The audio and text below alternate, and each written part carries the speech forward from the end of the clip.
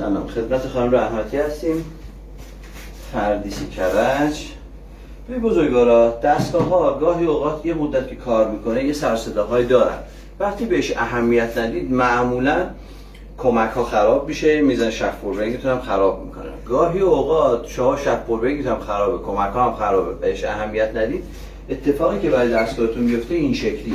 یعنی هر موقع دستگاهتون یک عمل نامتعارف انجام داد، یعنی اون روز اول براتون کار نکرد، حتما با یک سرویسکار هماهنگ کنید بیان یه بازدید بکنن دستگاهتون رو. بهترین کار اینه. مثلا چون بیا جلو به این دستگاه اونقدر اینجوری بگی لطفا، اونقدر این دستگاه هی ضربه زده، نهایتا زده این فنر بالا رو شکسته.